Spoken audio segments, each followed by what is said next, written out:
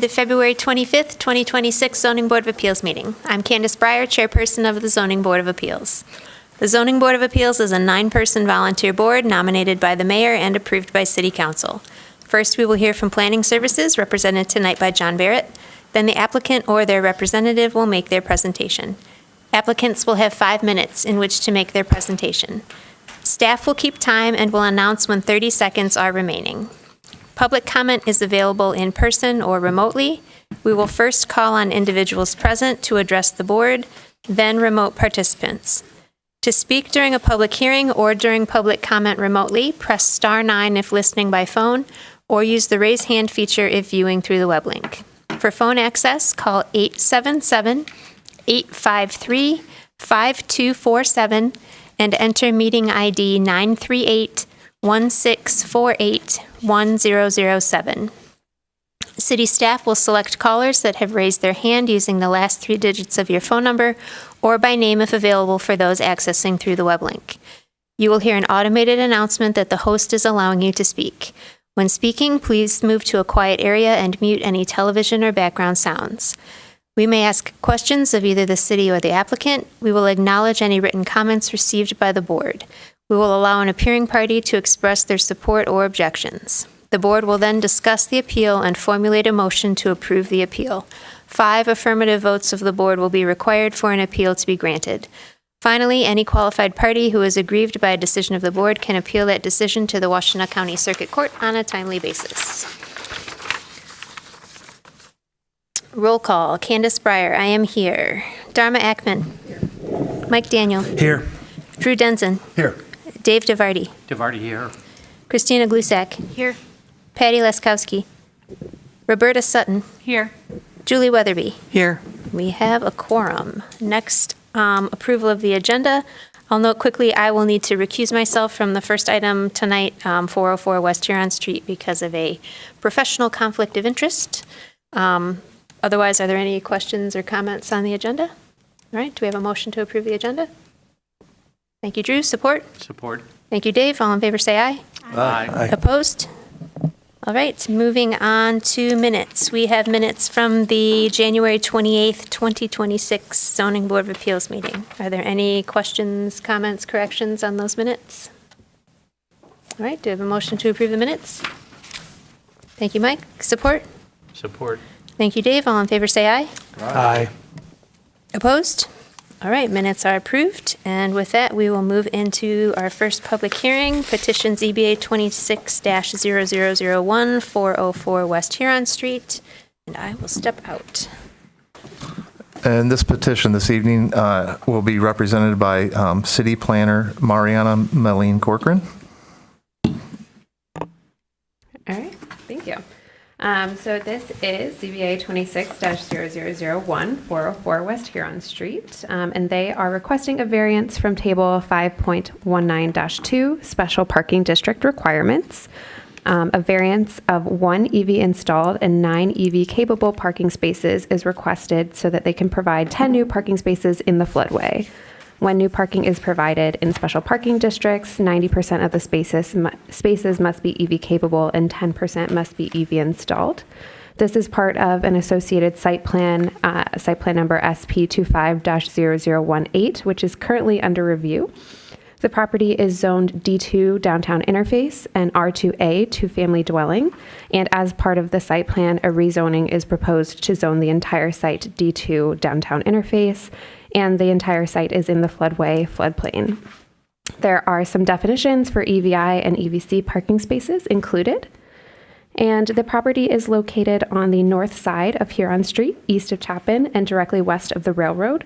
There are multiple existing buildings on site, most of which are shown on the 1931 Sanborn Fire Insurance map when the complex was operating as the Artificial Ice Co. ice plant. The property is adjacent to the Old West Side Historic District, but is not part of the district. And it appears that there have been no major changes to the structures on site since their construction in the early 20th century. So there are some existing nonconformities, namely the buffer with the residential zoning district to the west. There have been recent upgrades to this parking lot, which was reconfigured after a site plan was approved in 2020. And at that time, the ZBA granted a variance from the requirement of 2 additional street trees. The site plan under review proposes to expand the parking lot with these 10 new spaces in the floodway, as well as stormwater improvements, and there are no proposed changes to the building on site. There is also included in the staff report some comments from our floodplain reviewer. John? So turning your attention to the monitors, the first slide is the zoning map. You see the subject property, it's highlighted in green, and I'm circling it with the cursor. It's on the north side of West Huron Street, adjacent, just west of the railroad tracks. The next slide is the location map showing you surrounding properties and existing conditions. And the next slide is the zoomed-in aerial photo of the subject property and the area that the proposed parking improvements are back here. Do you want to say anything else about that, Mariana? Okay. No. Moving to the next slide. This is the survey that was submitted with the application by the petitioner. And the next slide is a site plan. Yeah, so as you can see, those are the 10 parking spaces. They're at the back of the site, so won't be visible from the street or near to the street, but they are entirely within the floodway. And, can you go back one? Sorry. Sorry. So this is the applicant provided in the bottom right-hand corner that to meet all the floodway requirements, that's the height that an EV installed charger would have to be at. And the next slides are the photos of the subject property at our inspection. You see the first slide, it shows the front facade, the south side of the building. The next slide shows the west side of the building where some existing or proposed parking spaces will be. And this is moving around to the back of the building and where the north side of the property and north side parking will be. Looking more towards the north, and you see the adjacent railroad tracks to the right and the adjacent property to the north. And that's the end of the slides and staff presentation, and Mariana or myself can take any questions that you may have at this time.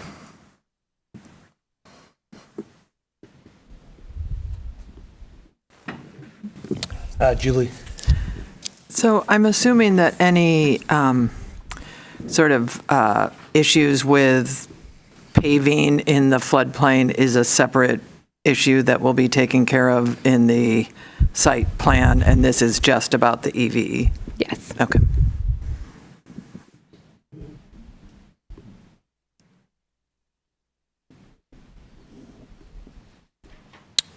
Okay, so if any other questions for staff? No?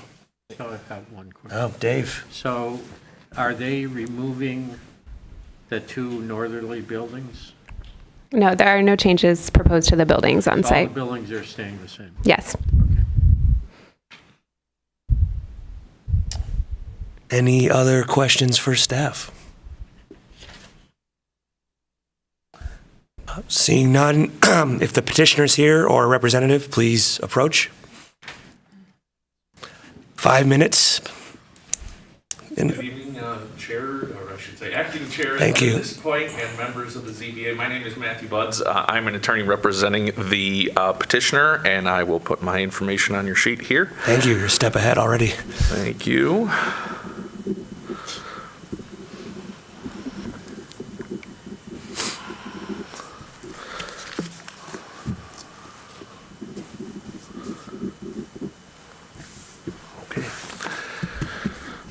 So obviously you have the factual background from the staff as far as this particular item. This is the property commonly known as 404 West Huron.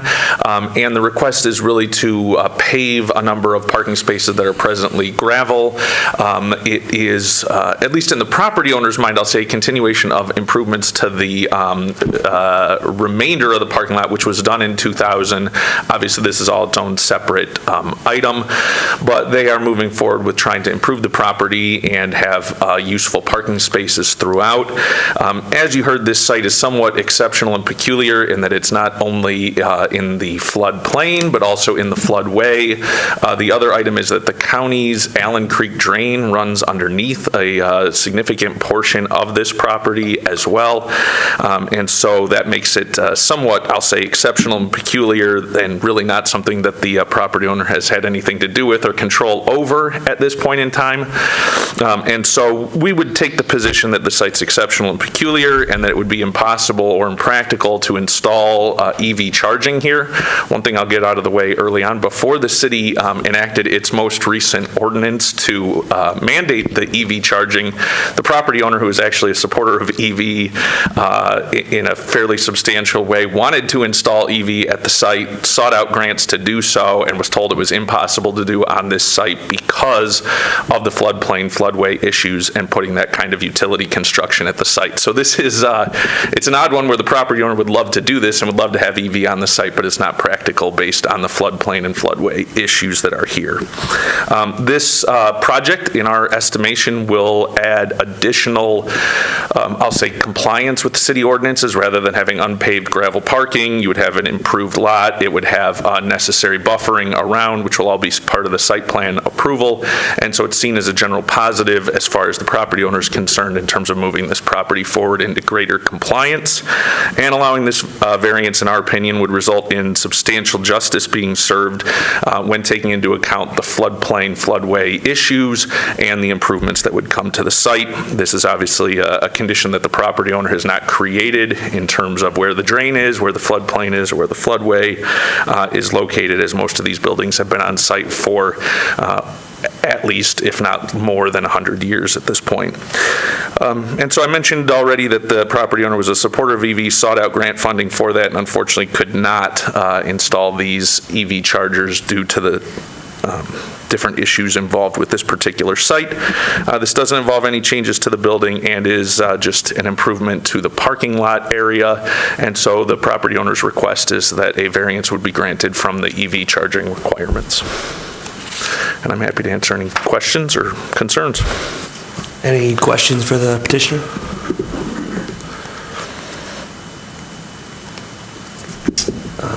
Seeing none.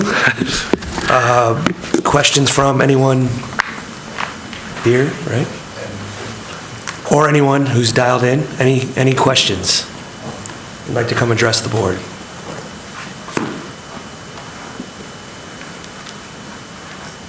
Anyone online? Don't have anybody online at this time. With that being said, the petition is closed. We'll discuss as a board. Floor is open to the board. Anyone have thoughts, questions?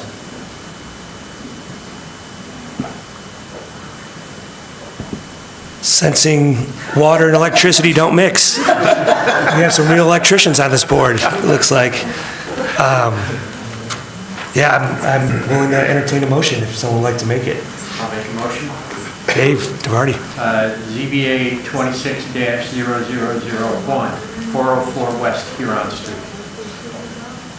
In accordance with established standards for approval, the Zoning Board of Appeals hereby grants a variance from Table 5.19-2, special parking district requirements, to not require 1 EV installed and 9 EV-capable parking spaces. Anyone seconding that? Dharma, thank you. Drew. Yes. Christina. Yes. Roberta. Yes. Julie. Yes. Dave. DeVarty, yes. Dharma. Yes. I vote yes, the motion passes. Thank you all for your time and consideration.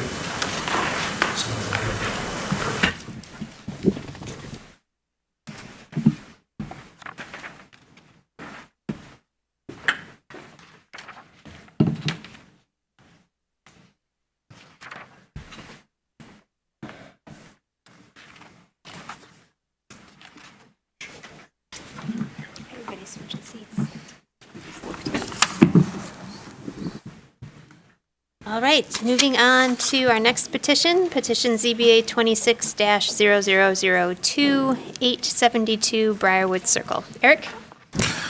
Okay. Good evening, everyone. I'm Eric Pradonic, the zoning coordinator with the City of Ann Arbor. So to introduce, the approximately 60,000 square foot subject building is zoned C2B Business Service District and is part of the redeveloped East Tenant Wing at Briarwood Mall. The applicant proposes 2 wall signs with illuminated channel letters on the subject building, one on the north elevation at 127.4 square feet in area and 32 feet in height, and one on the south elevation at 199.1 square feet in area and 42 feet in height.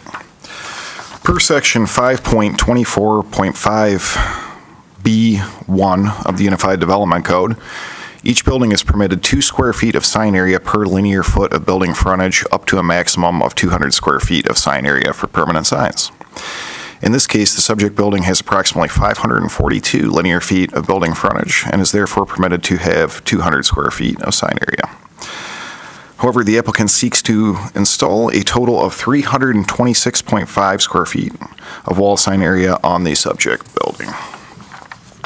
As a result, the applicant is requesting a 126.5 square foot variance from section 5.24.5B1 of the Unified Development Code to permit 326.5 square feet of wall sign area on a building where a maximum of 200 square feet of sign area is permitted. Furthermore, per section 5.24.5B2, table 5.243 of the Unified Development Code, wall signs shall be within the lowest 20 feet of the building unless the building height is 45 feet or higher, in which case such sign may be placed within the uppermost 15 feet of the building. In this case, the subject building is approximately 35 feet in height where the wall sign is to be placed on the north elevation, and it is approximately 46 feet in height where the wall sign is to be placed on the south elevation. However, the applicant seeks to install a wall sign on the north elevation, which is 35 feet in height, at 32 feet in height. As a result, the applicant is also requesting a variance, in this case of 12 feet from section 5.245B2, table 5.243 of the Unified Development Code to permit a wall sign to be 32 feet in height from finished grade, where wall signs shall be within the lowest 20 feet of the building. Now go through a few slides here to provide some additional context. Here's a zoomed out, which kind of shows the zoning of the subject property as well as the surrounding properties. Here we have a zoomed out aerial showing the mall relative to the surrounding properties. Here we have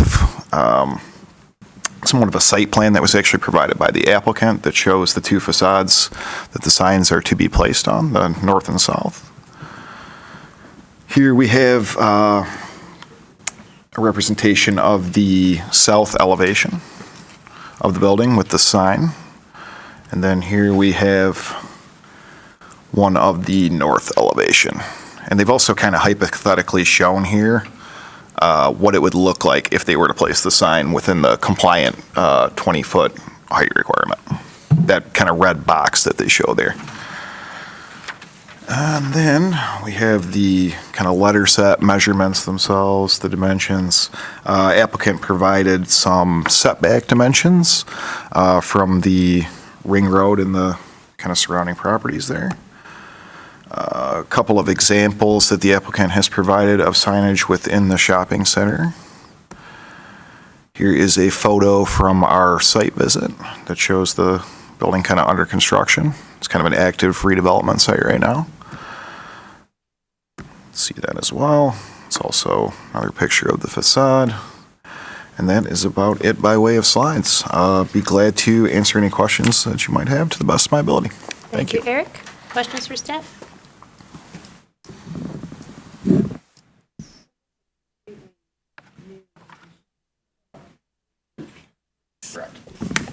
It's a completely new addition. You just corrected. Okay. Correct.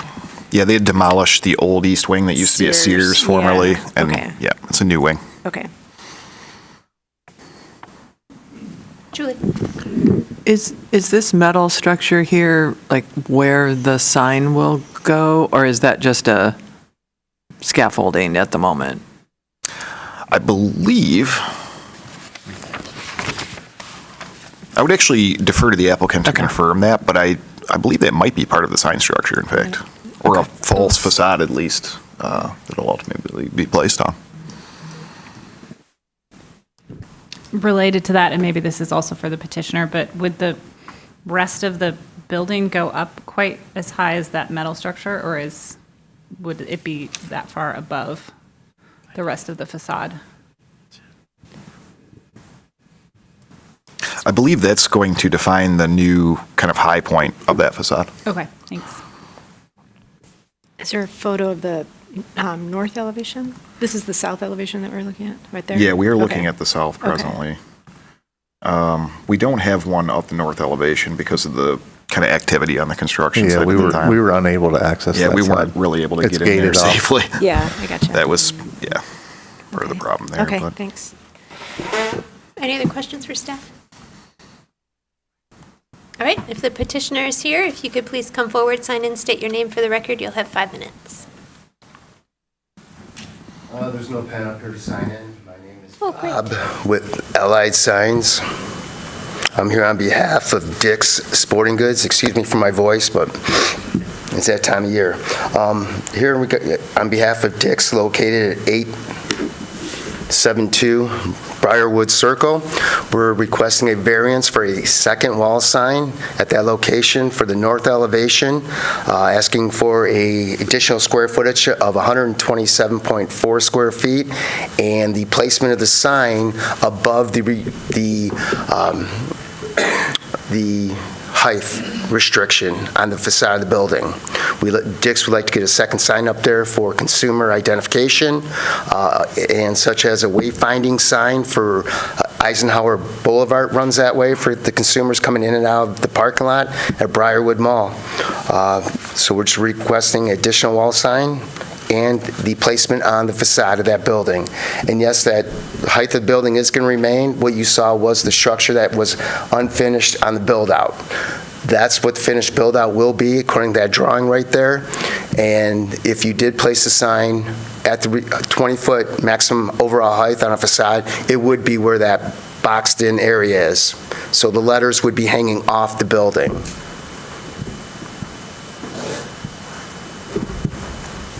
Okay, thank you. Questions for the petitioner? Dave? So we saw a slide of the metal structure there for a facade that goes above the height of the interior space of the building. It strikes me that the primary function of that taller facade is to allow for a higher signage, like a higher up in the air, or higher above. I just don't understand why that couldn't be just constructed in a way that you could put that Dick sign right in within compliance at 20 feet. I don't understand that. If you could maybe explain why that sign cannot be at 20 feet. Because the sign band area on the build-out of the building of the facade will not allow the sign to be at 20-foot maximum height. They would be below the parapet on that wall. The way the build-out's being done, that's the finished facade and the area, sign band Could you pull area. up that slide that I'm talking about? The one with the metal that we thought would, this one. So is this what we're talking about?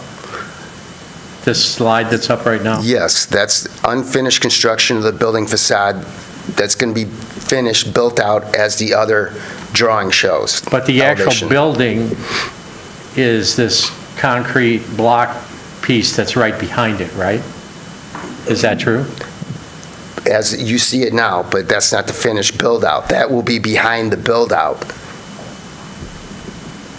When it's said and done, when it's built, that the finished facade area is going to be covering that brickwork that you're looking at on the unfinished photo of the ongoing construction. I just don't, it strikes me that this facade is, the purpose of it is to elevate the sign. that the facade, the way it's constructed there is really unnecessary except to make a sign at a higher elevation. Well, with building the, It's a design element is what I see. well, with the building facade on the north elevation, it matches the south elevation, so there's uniformity there with the building and the build-out. So the construction of the building and Dick's image and branding is similar on the north and south elevation. They want to be consistent with their marketing and branding. Thank you. Any other questions for the petitioner?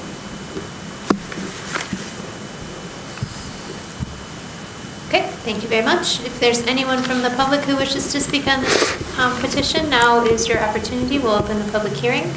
If there's anyone here in person, please come forward now. If there's anyone accessing remotely, please press *9 or use the raise hand button. There are no callers at this time. Thank you, John. With that, the public hearing is closed and we are in discussion. Christina? Yeah, just an observation. A lot of times when we review these sign bans, like for example at Arbor Land, it's an existing condition. And so they're trying to fit it in and it makes sense from the view all the way from Washtenaw. But this is brand new construction.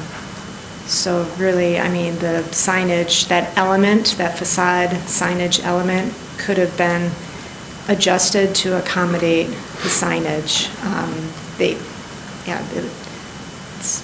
a brand new installation, so I feel like it could have been better accommodated rather than asking for a variance sort of after the fact.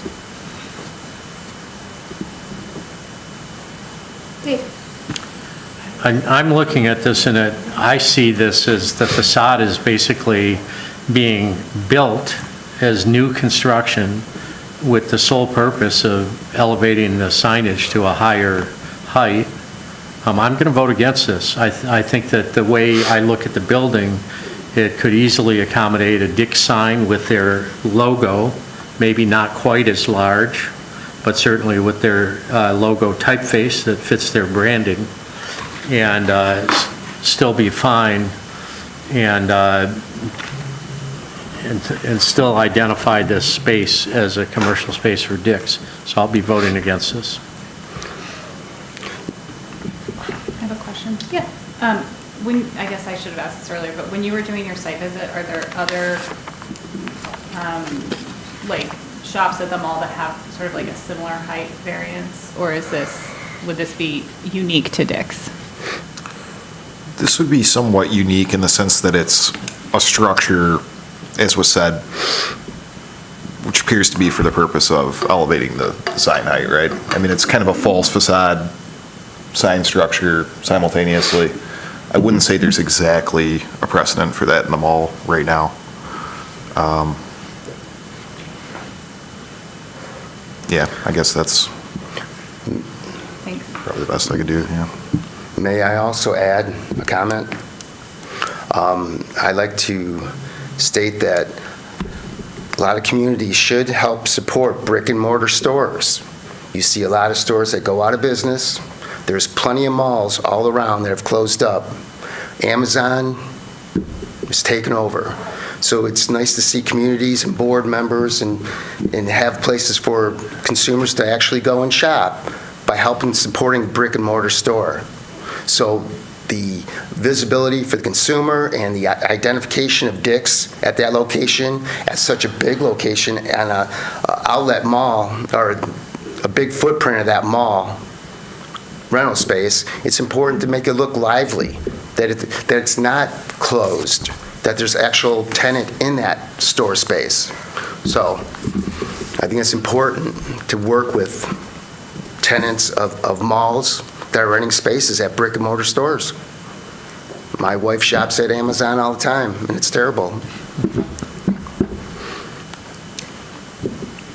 Eric, I have a quick question. So you mentioned that the one side of the building exceeds was it 45 feet or whatever? Yeah, so they're allowed to place it within the uppermost 15 feet. Which side, is that the north side or the south side? I Do we know? believe that would be, let me verify my staff report, that would be the south elevation. where they're able to meet the height requirement. Okay, So it's the north that's in question for the, okay. because the building height is only 35 feet. Okay. They don't get the extra allowance that you would if you were greater than 45. Okay. So that would enable, like, if that's on the freeway side, right? So that's The north side is on Eisenhower Parkway side. the north, okay, so we're, yeah, okay. South side's more oriented towards the freeway. So the side that's in this photo is the side that That is the south facade. is the taller side? Yes. Okay. Oh, this is the taller, oh, okay. Yep, that is the considerably about 10 feet or more taller than the one on the north. So this right here that we're looking at, you're saying this is the south side or the north side? That's the south side. The south elevation. Yep. So this is the side facing the freeway? The freeway, yeah.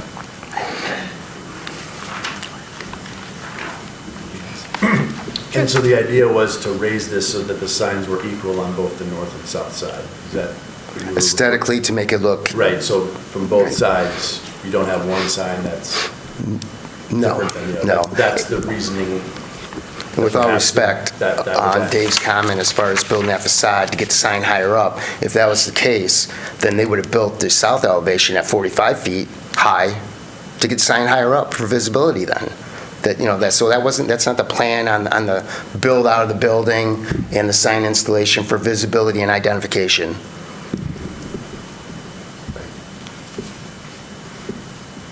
Julie? So I think I'm just kind of really stuck on the self-imposed practical difficulty, and it just feels self-imposed. I mean, this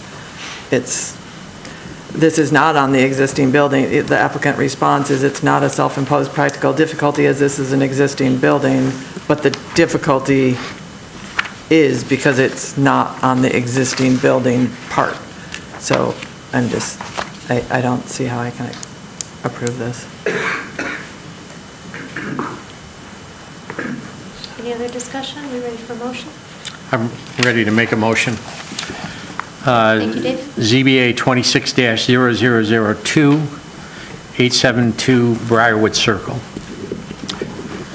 In accordance with established standards for approval, the Zoning Board of Appeals hereby grants a variance of 126.5 square feet from Section 5.24.5.B.1 area and Section 5.24.5.B.2, Table 5.24-3, other mixed-use and non-residential and special-purpose zoning districts permanent signs to allow 326.5 square feet of wall signage, maximum of 200 allowed. A variance of 12.67 feet is also requested to allow a wall sign to be installed at 32.167 feet in height, normally a 20-foot height maximum. The signs are to be installed per the submitted plans. Thank you, Dave. We have a motion. Do we have support? Thank you, Drew. Mike? Yes. Drew? Yes. Dave? DeVarty, no. Christina? No. Roberta? Yes. Julie? No. I also vote no. Dharma? No. The request is denied. Thanks, you too.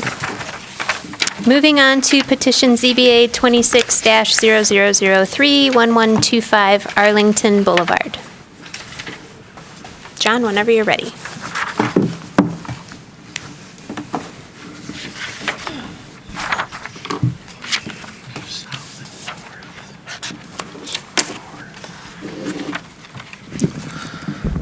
Good evening, I'm John Barrett, zoning coordinator for the city of Ann Arbor. The petition before us this evening is ZBA 26, excuse me, -0003, 11, excuse me, can we have quiet in the audience, please? 1125 Arlington Boulevard is the address. Daniel Sontag, representing the property owners, is requesting a 4-foot variance from section 5.16.6, subsection A2C, accessory uses and structures. If granted, the variance would allow for a 1,578 square foot pool enclosure to be constructed over an existing in-ground pool. The pool is in the side yard and is required to meet a minimum of 7 feet from the side lot line. The property is zoned R1A, Single Family Dwelling District. The subject property is near the intersection of Arlington Boulevard and Aberdeen Drive in the Angel neighborhood. The lot is approximately 72,614 square feet in size. The home was constructed in 2004. The existing pool was permitted under Building Permit 18-1385 and approved by zoning to allow an in-ground pool to be located a minimum of 13 feet from the side lot line. The pool meets the required side yard setbacks currently. The proposed building over the existing pool will not meet the side yard setback requirement. The proposed building is 59 feet 2.5 inches by 28 feet inches for an approximate size of the 1,700 square feet. The pool house will be 20 feet 6 inches in height. If you'll turn your attention to the monitors, you'll see the first slide is the location map, the zoning map showing the subject property highlighted in green at the center of your screen. The next slide is the location map showing surrounding properties and existing conditions. And the next slide is the zoomed in aerial photo of the subject property, and you can see the existing pool as I'm circling it with the cursor. The next slide is the survey that was submitted with the application, and it shows a 7-foot dash side yard setback, and the pool is probably approximately 2 feet behind that, so the pool is situated approximately 9 feet from this side lot line, property line. The next slide shows a site plan that was submitted by the applicant. The next slide shows some of the floor plan for some future proposed improvements in the shaded gray, and the pool to the adjacent to the left is also shaded in gray.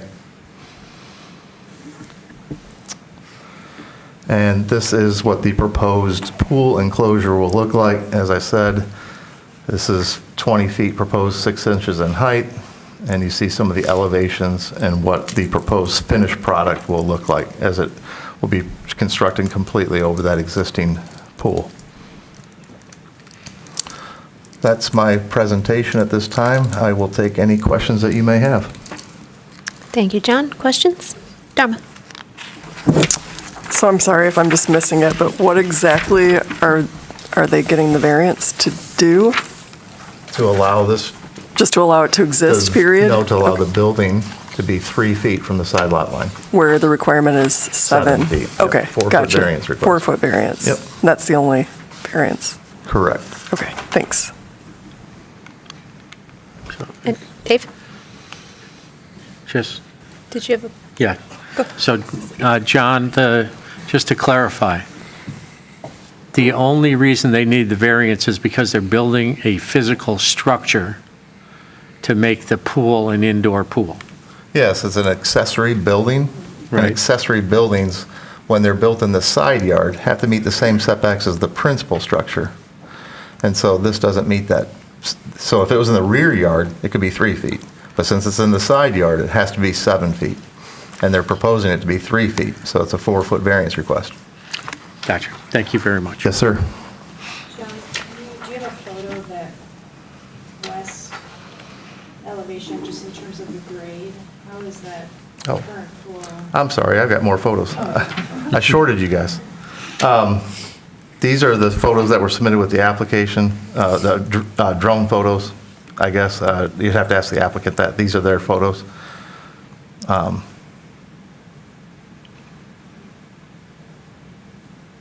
it'd be good to know really where that. And these are the photos I took on my inspection. That's the front of the house. And that's the existing conditions looking down from the front of the house towards the pool. And then that's obviously the pool itself, and you can see the adjacent properties in the background.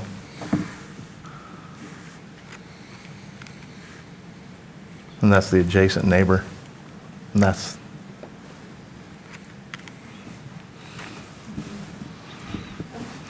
Sorry, one more question. Yeah, sure. So right now, the proposal is for a pool structure, right? But if we grant that approval, it could, on the property, if they wanted to turn that into like a dwelling unit or something, would that also be allowed? Because they've already received the variance? yes. Okay, thanks. But that would require, you can talk to the applicant about that, but that would require, once the pool structure's over the pool, then you'd have to demolish the pool and, I was more thinking about the future use of the property, if Yeah. a future owner or something. Any other questions for John? Is there a height restriction to that accessory unit? maximum height is 21 feet, and the building height is proposed is 20 feet, 6 inches.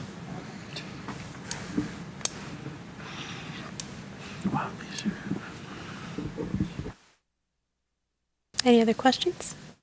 All right, if the petitioner is here, please come forward, sign and state your name. You'll have 5 minutes. Hi, everybody. I'm Dan Sontag on behalf of the owner.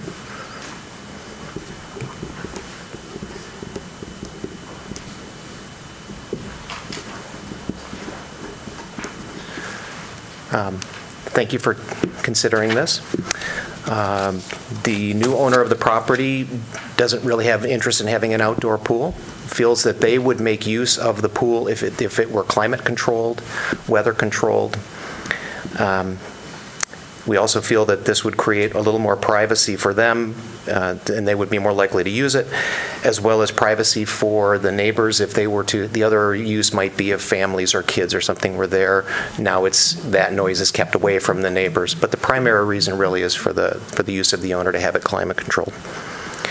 And then as far as the variance goes, what we're addressing is specifically the accessory exception, 516(6)A to C, detached accessory buildings may occupy the side required setback, provided they're set back farther from the street than any part of the principal building, and they can be within 3 feet of the lot line. So if you go to the site plan, what we have is we have an existing house that is over 200 feet from the front street.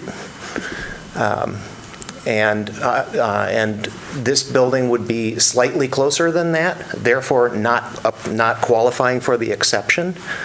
But our thought was that the spirit of the exception is to stop people from putting garages and sheds and what have you in front of their houses or in front of their neighbors' houses in typical residential character. And this is an atypical site where we're over 200 feet away from the street. So that's why we are requesting the variance. Our belief is that the irony of it is that we could add 30 feet to the garage side on the south, and then the structure would be compliant with that exception. So we have no interest in doing that, but that's why we're applying for the variance on that. And I think that's really the case that we have for it. Thank you. Any questions for the petitioner? Christina. Can you speak to how you arrived at the location of the new walls, like the distance required, perhaps? It's as tight as we can get to the pool and still keep a safe walk path around the pool. For a deck, okay. And what is that dimension? Just curious, I can't see from the plan. I'd have to pull it back up. I want to say it's at its tightest, it's about 42 inches. It's pretty close to the existing pool. Yeah, it doesn't seem, it's the same, there's two different dimensions, it seems like, on the west and the long east. sides, I think it's 42. I think it's a little longer on the end. I apologize, I don't remember off the top of my head. I'm just saying the width, it doesn't seem, the pool itself doesn't seem centered within the enclosure from the plan that I'm looking at.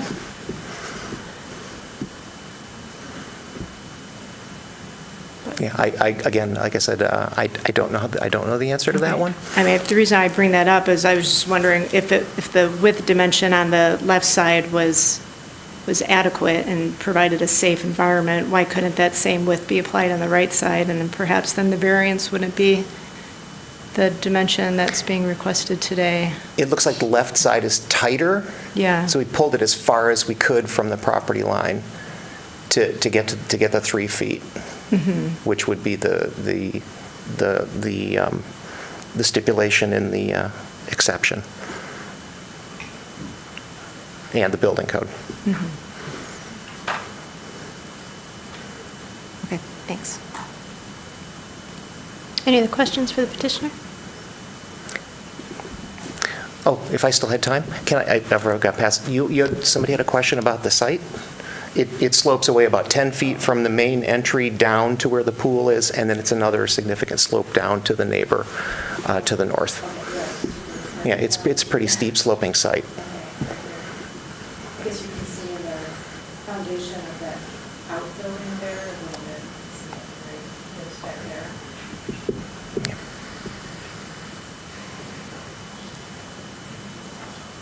Any other questions for the petitioner? Dave? So I'm looking at this plan that was just up there. That right there. And I'm looking at this and just thinking,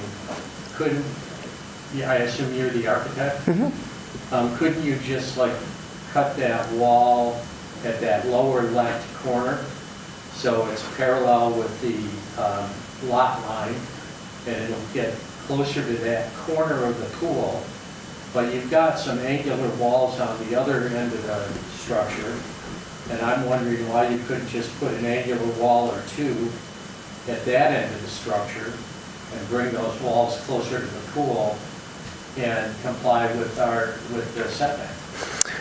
And that seems like the space is there to do that. The space is there to do that, but not without modifying the pool, which we were trying not to do.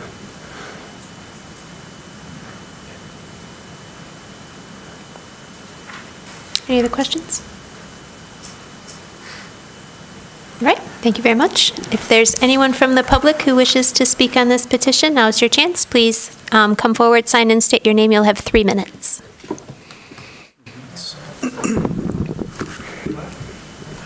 My name is Prasad Pathak. I live at 1001 Aberdeen, which is the property that slopes off the side of the pool, which I think makes me probably the most affected by this.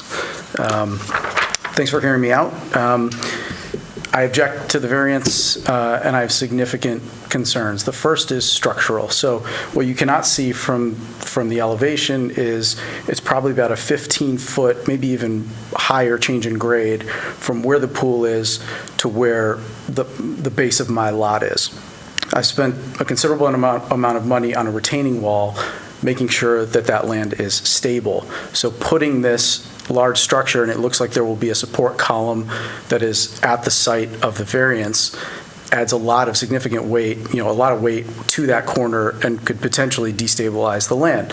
The problem with granting the variance in that case is my only recourse after that happens is potentially litigation with the neighbor. That's obviously time-consuming and obviously also very costly. You could get into a litigious situation with somebody that very likely has significantly more financial means than I do. You could also potentially structure around that. Maybe you can reach a deal with the neighbor in advance. The problem with that, of course, is all contracts are good, but to the extent there's any issue, the first thing you're going to debate is what actually caused the destabilization. So, I think it's a little unrealistic for us to reach a resolution that way. But those aren't my only concerns. So overall, I think that this significantly impacts the quality of my life. I've got 2 little boys. We run around in the backyard. This is a 20-foot structure that's basically built right on the property line. The sun goes from kind of looking at that image, kind of the right side of the pool all the way to the left. I think it could significantly impact the sunlight, can probably significantly impact the plantings that I kind of have on that wall. I'm unsure what consequences it could have on property values. So I don't know. It's hard to argue that it will improve the value given the change in views and sunlight. The other thing is the proposed structure has a glass facade. So I don't know what that's going to do to the reflective kind of qualities on my property. Believe it or not, I have a friend whose front door melted because it became basically a giant magnifying glass on his property when he lived in Baltimore. So this stuff actually happens. Finally, or last couple things, I would say, the 30 seconds. the structure as it exists has trees, to the extent trees need to be removed, that would be a problem for privacy. And then lastly, I did note in staff report that the applicant's response is that the outdoor pool will likely not be used by the new property owner. I just want to say that this is a pool. A pool was used frequently by the previous property owner. I feel very confident in saying the vast majority of pools in Ann Arbor and all over the country do not require enclosure, and that is not viewed as a hardship for the pool owners. So the person who bought this lot knew where the pool was, knew the setback rules. Thank you. Is there anyone additional who wishes to speak?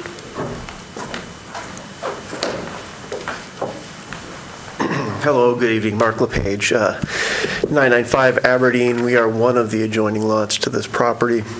I would mostly, and thank you for having us here tonight. I would mostly echo what my neighbor said in terms of concerns. There's a significant, we built the house that's to the upper right on the picture that was just up. So we are not directly, we are adjoining the spot that, we're next door neighbors to Prasad. The biggest challenge that I have, well, first off, I'm not sure what's peculiar about this situation that should allow them to get the exemption. We have setback ordinances for presumed reason, I'm guessing. But my biggest concern is the topology of that. There is a big slope, and I am concerned because on my lot, just as on Prasad's lot, there was a lot of work done to sort of bring that slope into alignment. Prasad mentioned the retaining wall he has. We put in a retaining wall. And I am concerned with that level of additional pressure, weight on that spot, and that the building is going to be right over the top of Prasad's, almost over the top of Prasad's retaining wall. So I'm very concerned about what that means from a structural perspective. And then I think also the issue about privacy, while I appreciate that this enclosed structure might provide more privacy for people inside the building, I'm a little concerned with the trees, because right now there's privacy amongst the lots because of the trees. I think many of the trees will actually get disrupted as a result of the construction that will be undertaken. Thank you. Thanks. Is there anyone else who wishes to speak? All right, if there's anyone accessing remotely, please press *9 or use the raise hand button.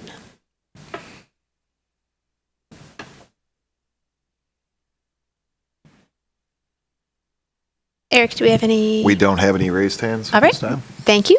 I will note in our packet, we did receive letters from Mark LePage as well as from Prasad Patak.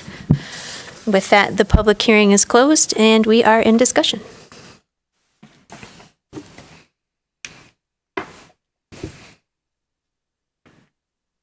Dave. I'm looking at our, I'm looking at our sheet for determining whether we should grant a variance, and there are 5 standards that we normally look at, and I'd like to see a substantial weight of towards some of those standards that would say, yes, the variance should be granted. In this case, I circled no on every single one of the 5 standards. No, there is no practical difficulty exceptional to the peculiar to the property other than, hey, there's an outdoor pool, which was fine for the previous people. Number 2, the practical difficulty will result from which will result from a failure to grant the variance includes substantially more than mere inconvenience. No. Allowing the variance will result in substantial justice being done, and we hear from neighbors here that in their sense of the justice of granting this variance, their testimony weighs for me that no, there would not be substantial justice being done by granting the variance. the conditions and circumstances of the proposed variance are not self-imposed.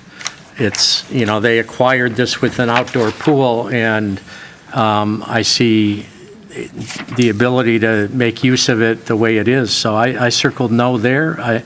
A variance shall be the minimum variance that will make possible a reasonable use of the land or structure. No. There's already a reasonable use of the land and the function of the pool. I don't see a single one of our standards that have to be met to grant a variance that I could say yes to. So I will vote no on this proposal.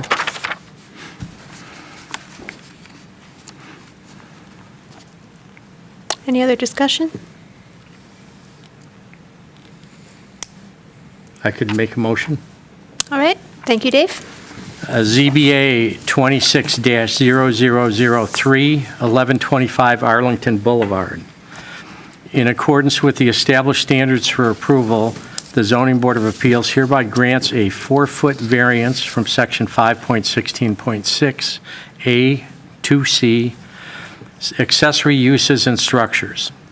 The variance allows construction of a 1,578 square foot pool enclosure to be constructed over an existing in-ground pool. The pool is in the side yard and is required to be a minimum of 7 feet from the side lot line. The pool house is to be built per the submitted plans. Thank you, Dave. We have a motion. Do we have support? Is that you, Christina? Okay. Thank you. Roberta? No. Julie? No. I vote no. Dharma? No. Mike? No. Drew? No. Dave? DeVarty, no. Christina? No. The request is denied. Moving on to unfinished business, we have none. New business, reports from council. Dharma? I don't have anything today that's relevant to this group. Thank you. All right, communications. We noted the 2 letters that were received regarding the Arlington Boulevard petition. With that, we are to public comment. If there's anyone from the public who wishes to speak to the ZBA, now is your opportunity. Please come forward or press *9 and use the raise hand function. You'll have 3 minutes.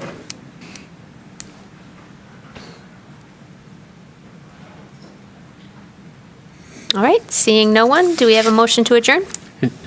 One thing. Oh, yeah, Dave. I just want to let people know that I will have to miss the May meeting. So just to put that on the record, and I'll send to the zoning staff a note by email. Thank you. All right. Any other comments? Do we have a motion to adjourn? Thank you, Dharma. All in favor, or support? Support. Thank you, Dave. All in favor, say aye. Aye. Opposed? We are adjourned. Thank you, everyone.